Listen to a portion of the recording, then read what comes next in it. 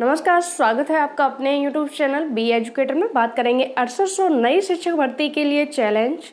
2007-2008 BTC अभिलेखों की जांच। जून में शिक्षा मित्र नहीं खोलेंगे स्कूल। छुट्टियों का इन शिक्षकों को नहीं मिलता वेतन। इन्हीं बिंदुओं पे बात करेंगे। वीडियो स्टार्ट करने से पहले अगर आपको लगता है कि चैनल के माध्यम से आपके राइट्स के लिए आपकी हक की आवाज़ को उठाया जाता है और शिक्षक भर्ती से संबंधित ऑथेंटिक अपडेट आप तक पहुंचाई जाती है तो निसंकोच आपको चैनल से जुड़ जाना चाहिए। टाइम वेस्ट ना करते हुए हम बिंदुओं पे बात करेंगे। सबसे पहले हम बात करेंगे 6800 को लेके। जैसा कि सभी को ज्ञात है कि कोर्ट ने इस सूची को लेके जो है जवाब तलब किया है।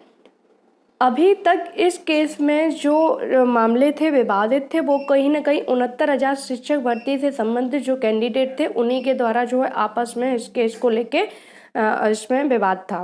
एक तो 27 और 21% को पूरे आरक्षण को लेके है। एक जो है जनरल और ओबीसी जो रिजर्व कैटेगरी से कैंडिडेट उसको लेके है। और तीसरा केस जो है और काफ़ी सारी याचिकाएं पड़ी हुई हैं और काफ़ी सारे इसमें विवाद भी हैं। तीसरा विवाद ये भी है कि जो 68,500 की जो बची हुई सीटें हैं उनको जो है कहीं सरकार तो नहीं दे रही है, उस पर जवाब तलब मांगा गया था। तो साथ ही साथ अब इस 6800 सूची को चैलेंज कर दिया गया है उन कैंडिडेट के द्वारा जो नई शिक्षक भर्ती की राह देख रहे हैं, जो नए चाहते हैं कि जल्द से जल्द नई शिक्षक भर्ती का विज्ञापन जारी हो। तो उनके द्वारा ये सीटें जो है चैलेंज कर दी गई हैं कि क्योंकि उन्हें लगता है कि एक लंबे समय बाद 69,000 शिक्षक भर्ती के बाद कोई भी नई शिक्षक भर्ती विभाग में देखने को नहीं मिली है। ऊपर से सरकार कोई भी कमियां करती है, कोई भी जो है गलतियां करती है, उनको जो है छुपाने के लिए, उनको जो है उजागर न करने के लिए एक नया विज्ञापन जो है जारी कर दिया। ऐसा मानना है उन शिक्षकों का, उन अभ्यर्थियों का जिन्होंने इसको जो है चैलेंज किया है। जिन अभ्यर्थियों ने इस सूची को चैलेंज किया है, कोर्ट में उनका कहना है कि सरकार ने जो है रिजर्व कैटेगरी के कैंडिडेट के लिए अतिरिक्त सीट दी हैं बिना किसी विज्ञापन के। साफ तौर पर अगर बात की जाए तो सरकार खुद मानती है कि जो है 6800 जो सीटें हैं वो कहीं ना कहीं 69,000 शिक्षक भर्ती का ही पार्ट है। इलाहाबाद हाई कोर्ट ने 69,000 सहायक अध्यापक भर्ती के लिए मामले में 5 जनवरी 2022 को जारी उस शासनादेश को तलब किया है जिसमें जरिए पिछड़ा वर्ग के 6800 अतिरिक्त अभ्यर्थियों को नियुक्ति की गई है। इस शासनादेश को हाई कोर्ट में चुनौती दी गई है। यह आदेश न्यायमूर्ति राजीव जोशी ने प्रतीक मिश्रा की याचिका पर सुनवाई करते हुए दिया। याचिका के अधिवक्ता अग्निहोत्री कुमार त्रिपाठी का कहना था कि शासन ने 69,000 सहायक अध्यापकों की भर्ती में 6800 अतिरिक्त सहायक अध्यापकों की सूची जारी कर नियुक्ति करने का निर्णय लिया है। 16 मई 2020 को शासन ने 69,000 सहायक अध्यापक की भर्ती के लिए विज्ञापन जारी किया था। उसके बाद सचिव बेसिक शिक्षा परिषद ने 3 चरणों की काउंसलिंग में 69,000 अध्यापकों की भर्ती पूर्ण की है। बाद में शासन ने संज्ञान में यह आया कि आरक्षण नियम लागू करने में गलती हो गई है और 6800 आरक्षित पदों पर समान श्रेणी के अभ्यर्थियों का चयन कर लिया गया। इसके बाद शासन ने यह निर्णय लिया कि जिसका चयन गलत हुआ है उन्हें बाहर नहीं निकाला जाएगा, बल्कि खाली पड़े 6800 पदों पर आरक्षित श्रेणी के उम्मीदवारों को चयन कर लिया जाएगा। इसी के तहत शासन ने 5 जनवरी 2022 के शासनादेश से आरक्षित वर्ग के 6800 अभ्यर्थियों की चयन सूची जारी की लेकिन 5 जनवरी को उस शासनादेश को सार्वजनिक नहीं किया है। इस पर हाई कोर्ट ने 19 अप्रैल 2022 को सरकार को 5 जनवरी के शासनादेश को पेश करने का निर्देश दिया है, लेकिन कोर्ट के आदेश का अनुपालन नहीं किया गया। इस पर कोर्ट ने अगली सुनवाई पर शासनादेश पेश करने का निर्देश देते हुए कहा है कि ऐसा न होने पर मुख्य सचिव व प्रमुख सचिव बेसिक शिक्षा सहित सभी प्रतिपक्षी 6 जुलाई को उपस्थित हों।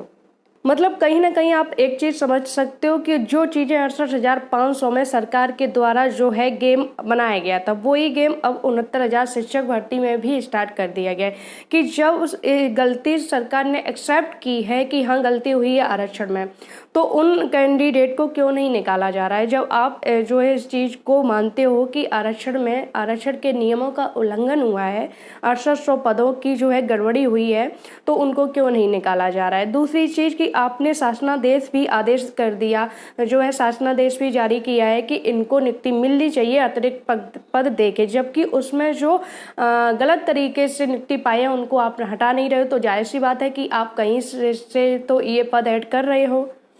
एक तरफ सरकार इस चीज़ को एक्सेप्ट भी कर रही है कि हाँ गड़बड़ी हुई है, दूसरी तरफ उसको सही करने के लिए भी कोई भी कदम नहीं उठा रही है, सिर्फ एक लिस्ट जारी कर दी है। अब जाहिर सी बात है कि जब इस लिस्ट का शासनादेश जारी होगा और देखा जाएगा कि इन सीटों को जो अतिरिक्त तौर पर दिया जा रहा है, तो जाहिर सी बात है वो सीट चैलेंज की जाएंगी, मामला फिर से फंसेगा और जो अभ्यर्थी हैं जनरल ओबीसी वो आपस में लड़ते रहेंगे और जो है सरकार को नियुक्ति नहीं देनी पड़ेगी, सरकार का साफ तौर पर काम चलता रहेगा।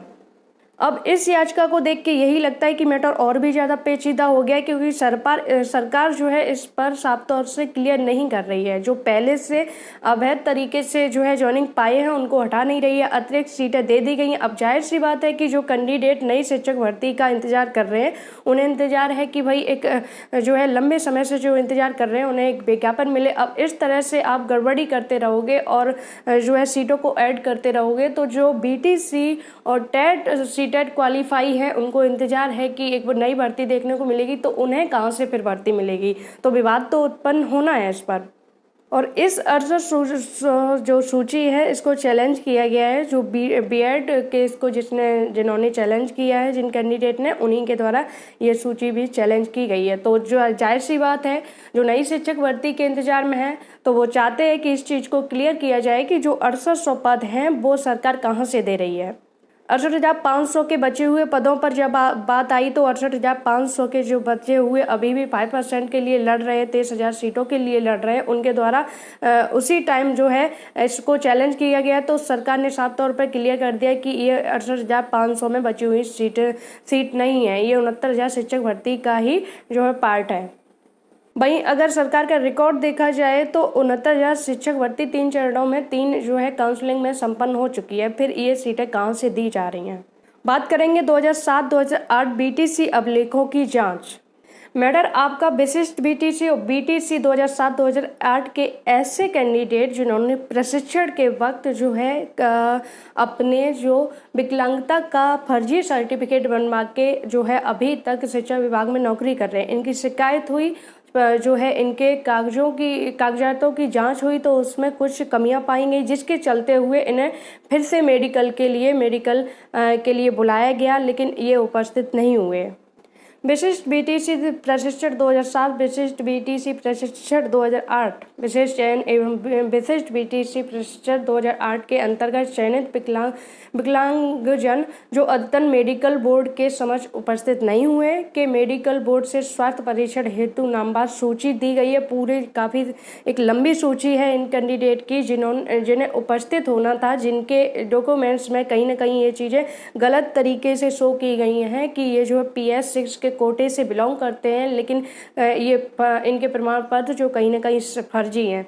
तो इनके जो है परीक्षण के लिए इनका मेडिकल परीक्षण के लिए इनको उपस्थित होना था, लेकिन जो है ये उपस्थित नहीं हुए, तो इनके खिलाफ जो है एक समय सीमा के तहत इनको उपस्थित होने के लिए आदेश जारी किया गया है। बात करेंगे जून में शिक्षा मित्र नहीं खोलेंगे स्कूल। जैसा कि आप सभी को ज्ञात होगा कि जो जून की जो यानी कि समर वैकेशन जो होती है उनका जो है वेतन शिक्षा मित्र को नहीं मिलता है। साथ ही साथ जितने भी संविदा कर्मी हैं, तदर्थ शिक्षक हैं, उन सभी शिक्षकों को जो है समर वैकेशन की वेतन नहीं दिया जाता है। उसका रीजन एक ये भी है कि इनकी जो नियुक्ति प्रक्रिया होती है वो एक संविदा कर्मी के तहत होती है, ना कि एक सहायक अध्यापक के तहत। संविदा कर्मी की अगर नियुक्ति प्रक्रिया देखी जाए तो संविदा कर्मी का जो नियम होते हैं वो कुछ समय अंतराल तक कुछ विशेष शर्तों के साथ जो है उनको विशेष सेवा देनी होती है, उसके हिसाब से उन्हें वेतन दिया जाता है। समय अंतराल में ये भी होता है कि जब तक कार्य दिवस का जितना भी कार्य दिवस करेंगे उसके हिसाब से इनको वेतन मिलेगा। यानी कि छुट्टी जो होती है एक सहायक अध्यापक की देखी जाए तो जो है समर वैकेशन होती है, विंटर वैकेशन भी होती है, तो उनका वेतन मिलता है। लेकिन जो समर वैकेशन होती है उसमें संविदा कर्मियों को वेतन नहीं दिया जाता है, इनको वेतन सिर्फ इनके कार्य दिवस का दिया जाता है। इसके चलते जो जितने भी शिक्षा मित्र हैं उनका कहना है कि जब हमें वेतन नहीं दिया जाता है तो हम जून में किस प्रकार जो है स्कूल खोलें, हम क्यों जाएं स्कूल पढ़ाने जब हमें जून का वेतन नहीं दिया जाएगा। इसलिए जितने भी शिक्षा मित्र हैं वो इस चीज़ का विरोध कर रहे हैं कि उन्हें जून में ना बुलाया जाए और वो स्कूल नहीं खोलेंगे, क्योंकि जून में उनका वेतन नहीं मिलता है। साथ ही साथ जो तदर्थ शिक्षक होते हैं उनको भी छुट्टियों का वेतन नहीं मिलता है। शैक्षिक सत्र के कार्य दिवस के अनुसार ही इनका वेतन भुगतान किया जाता है। उम्मीद है वीडियो में दी गई जानकारी से आप संतुष्ट होंगे। जुड़े रहिए चैनल से, वीडियो को ज़्यादा से ज़्यादा शेयर करें, लाइक करें। धन्यवाद।